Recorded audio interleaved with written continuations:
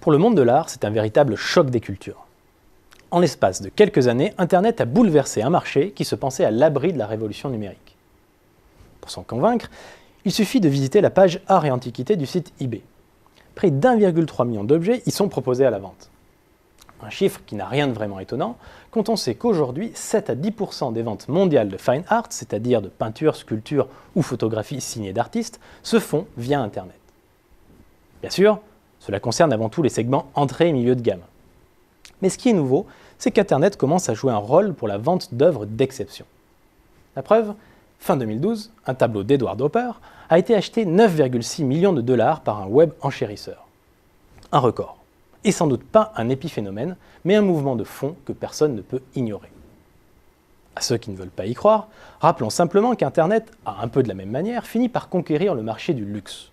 Hermès, Cartier ou Givenchy avaient pourtant longtemps rechigné à investir ce nouveau canal de distribution, tout comme leurs clients d'ailleurs.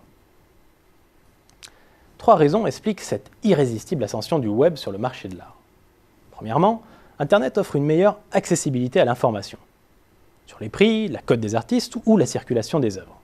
Bref, la toile apporte une plus grande transparence à un marché qui en manque cruellement.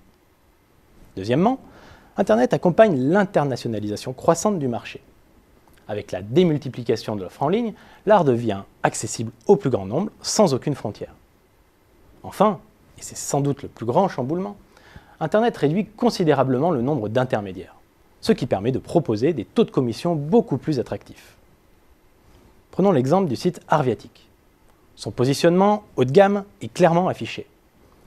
Pour accéder au catalogue en ligne, un acheteur potentiel doit s'acquitter d'un droit d'entrée de 3 500 €, de quoi s'assurer une clientèle assez élitiste. Pour se rémunérer, le site reçoit une commission équivalente à 3% du prix de vente, de la part de l'acheteur et de la part du vendeur. Or, dans une vente aux enchères classique, l'acheteur s'acquitte en général d'une commission de 20 à 30% et le vendeur de 0 à 10%. Vous voyez donc bien le tableau. Les maisons de vente physiques, même si quelques-unes ont aussi investi le web, se trouvent aujourd'hui fortement menacées par les nouveaux entrants sur le marché virtuel. Pour certains, comme le fonds d'investissement dédié à l'art Artmundi, l'issue est même inéluctable. Trop souvent ébranlées par des scandales et s'appuyant toujours sur des protocoles opaques et d'une autre époque, les maisons de vente aux enchères, Christie's et Sotheby's en tête, sont à terme condamnées.